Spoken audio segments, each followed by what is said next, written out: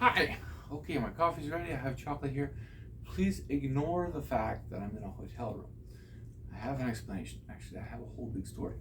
So this is a video too. well, I have two people that don't officially hate me, and those two people are Sabrina and Alex. And they have the same last name, and I did ask if they're related, and I didn't get an answer, and I did playfully ask, so it might have been considered to have been a joke when I asked. However, it was still a sincere question, and so I really don't know anything about them. But this is to Sabrina and Alex, and they run this Facebook group called Living with A Course in Miracles. And so, first, I would like to sincerely say thank you. Thank you. And then I would like to tell you, oh my God, the craziest story. So A Course in Miracles, right? Drives this woman crazy. She writes down everything she hears, and then she winds up in a psych ward for the last 3 years of her life. Because she wasn't fully accepting that that voice is actually her. And we're all trying to accept that that book is actually from us. Because we all share the same mind, but we can't remember writing the book because we think it was this woman named Helen who wrote the book. And it's all very confusing that way. So, but we do share one mind, we think. And since we really don't know, we just say, well, I am God. I need do nothing. I mean, yeah, the book does say that. It does say that. It also says in lesson 1, 2, 3, and all the lessons that this world is not what you imagine it to be. So any definitions that you make of your environment are actually intrinsically judgments, which the book is trying to deprogram you from. And by deprogramming you from your judgments about your environment, well, you become an object in the environment that is used by the mind governing the whole environment, which is literally the A Course in Miracles definition of oneness or one mind. We know that that mind exists because of the Manual for Teachers statement, honesty means consistency. And that statement doesn't mean like you have to consistently brush your teeth for 2 minutes every day, morning, noon, and night. Not that kind of consistency. That's consistency. That's not what honesty means. Honesty means consistency of the thoughts you're having with your intentions, your heart, and then your actions in the world. And if those three line up, I've also been told that where there are any three, there is always going to be a leader among them.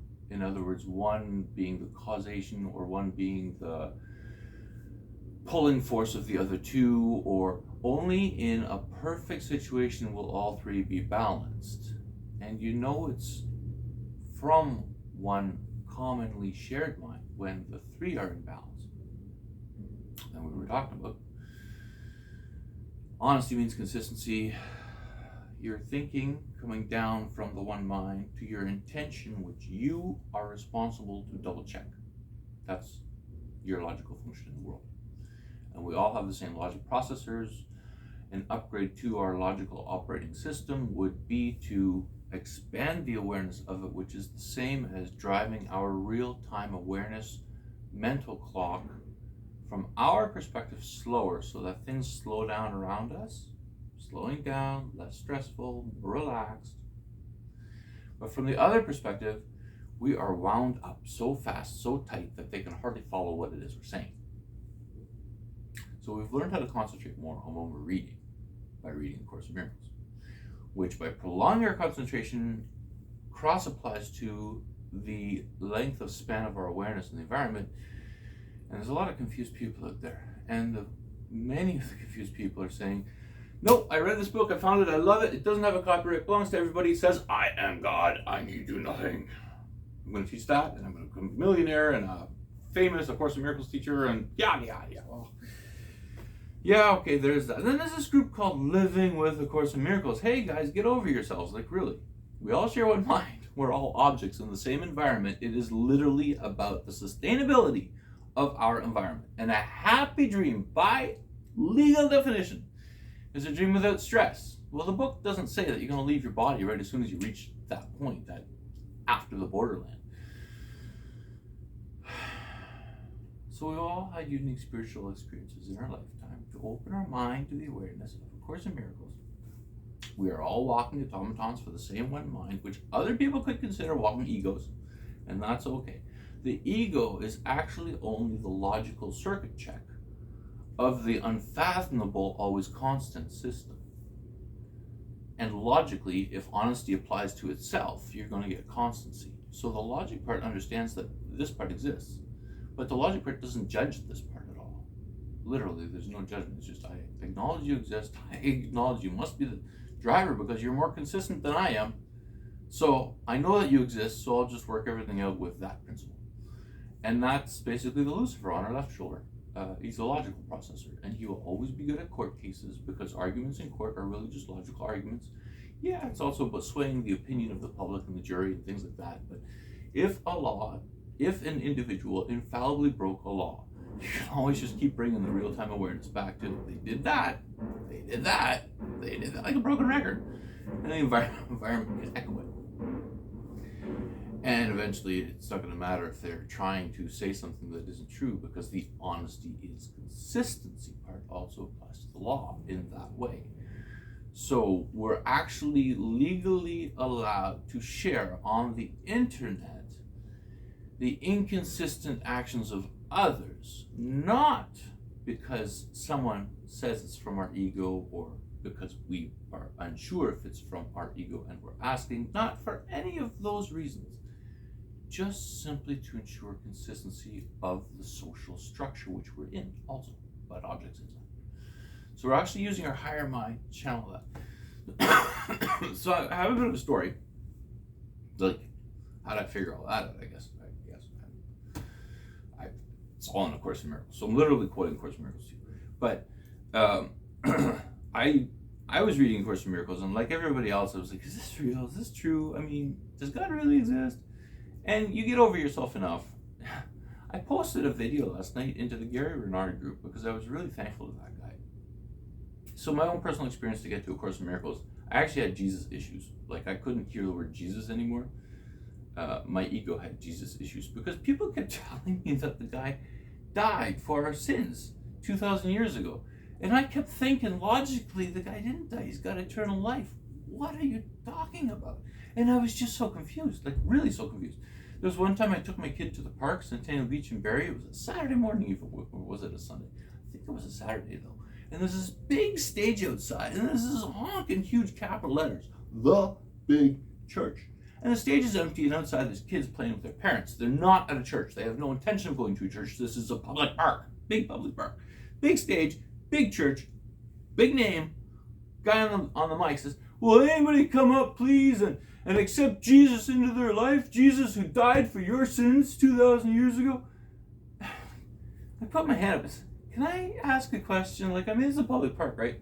Can I ask a question? So I took the mic and I said, if Jesus died 2,000 years ago, what's the whole thing about eternal life about? And he actually had two security agents escort me away from there because he realized that I wasn't interested in accepting the fact that Jesus died. So it's kind of been going like that for the last 12 years. And the A Course in Miracles groups now are, you tell people that they're angry or vicious towards you, and people just, they're living in a bubble. I lived in a bubble. I was a college teacher. I lived in a bubble. I thought the world was fair. 12 years ago. Oh my God. Was that a wake up? So we're living in a bubble. And the people that are in the other A Course in Miracles groups are thinking that I'm saying that I'm better than they are. I'm not better than they are. I am a tool in your environment. So as big as you can imagine it, I'm saying let's do it together because I want whatever wrote A Course in Miracles. I want that awareness. And I worked it down to a few logical things. Like, we're never going to have that awareness from this perspective. However, we do share the same logic circuits, and this is literally the eternal moment of now. So we have to, while we're here, we have a duty to our own higher self to clean this stuff up. And if we see legal inconsistencies, even a piece of paper on the ground, I mean, if you're noticing it, where did your awareness come from? Maybe pick it up. maybe consider that you're picking it up, because the delay that you need in order to pick it up will save you from bumping into somebody else, will save something else from happening. You don't know how the timing is adjusted by that above. So don't judge the ideas you have. And if they're harmless and they're pro-sustainability and keeping your environment the way that logically a sustainable environment would look like, which is also something we can all imagine. I mean, it's world peace. We're kind of curious about each other, but we also don't want to offend each other. And then we think that we're talking through the ego, which we're actually really not. We're actually trying to just figure things out. So this A Course in Miracles group is called Living with A Course in Miracles. And this is definitely the right group, like the right group to share your A Course in Miracles, Living with A Course in Miracles experiences. That is the right group. Alex and Sabrina, thank you. Now, I did have another question though.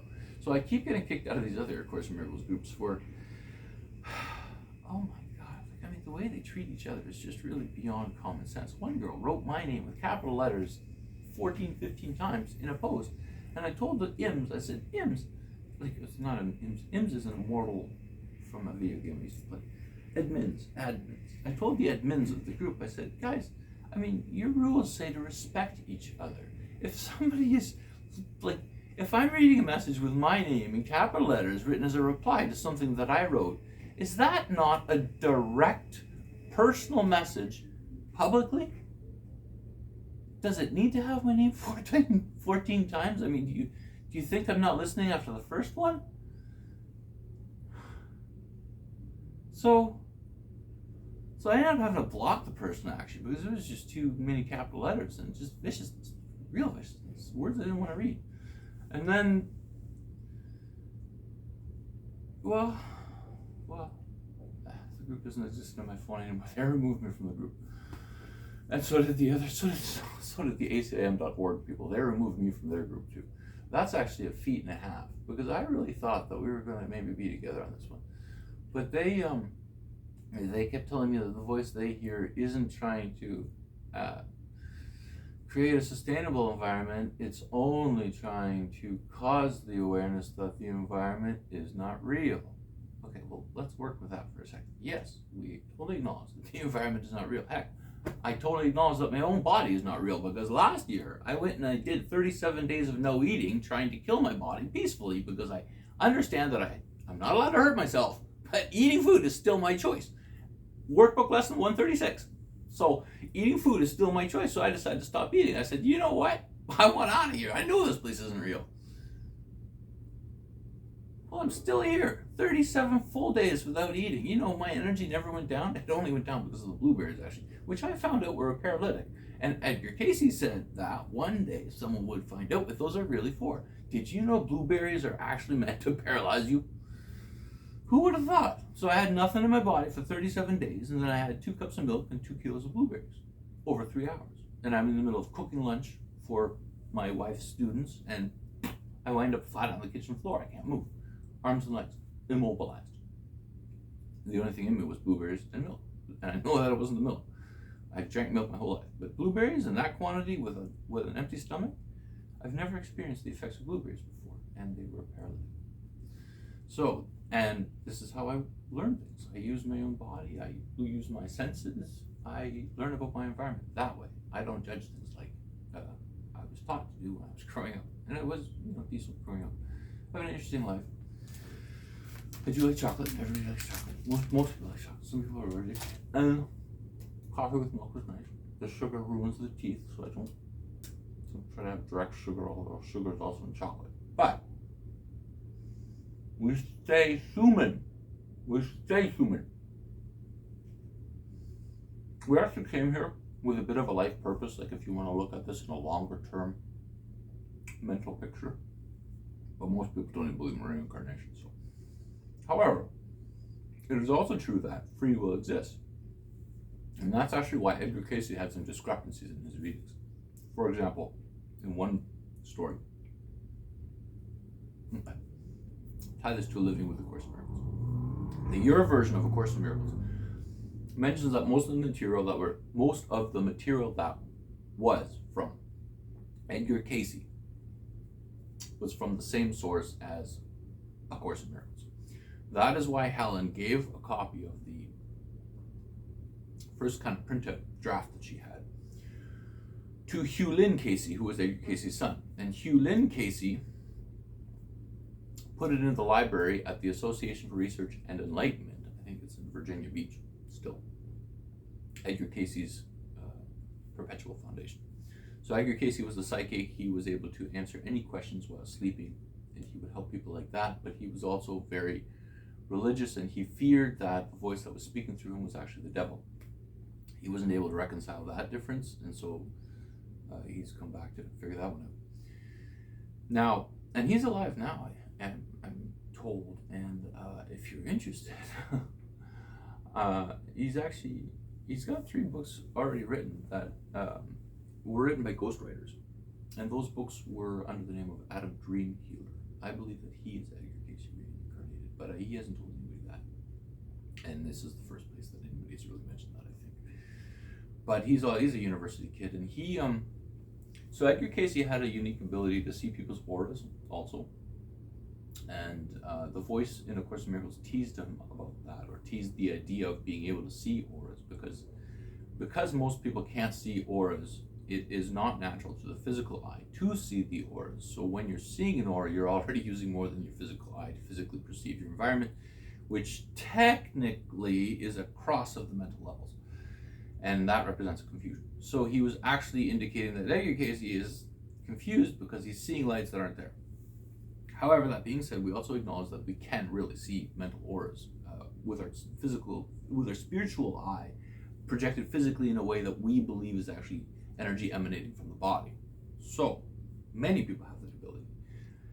We can catch shadows and outlines and things like that. And the movie Celestine Prophecy is a really neat child introduction to that world. Celestine Prophecy. So we were talking about Edgar Casey's time to A Course in Miracles. Edgar Casey could see auras. And this gentleman has a very unique ability to see a very crystal clean, clear, white column of light aura. And he'll just tweak a little problem there, and the person will be healed. So Edgar Casey has come back new and improved, not only with the ability of speaking to heal people, but to actually fix it right on the spot. So by the time he was entering university, he already had 10,000 people sitting watching him talk, and that's why he has 3 books already published. So he kept his name really private, and he hasn't really done much that I've heard about on the internet. He's just maybe graduated university in the last few years. So he's a real guy out there somewhere. So there's a lot of other neat, really aware people out there that are really trying to help the planet. But then there's a lot of Course in Miracles people, no, you need to do nothing. Yeah, okay. You have that choice. You can definitely sit at home and watch TV for the rest of your life. Physical lifetime. Oh God, this is so long, and I'm sorry, I didn't want to make it so long. Okay, I'll leave it as part 1, and then maybe come back when I remember part 2.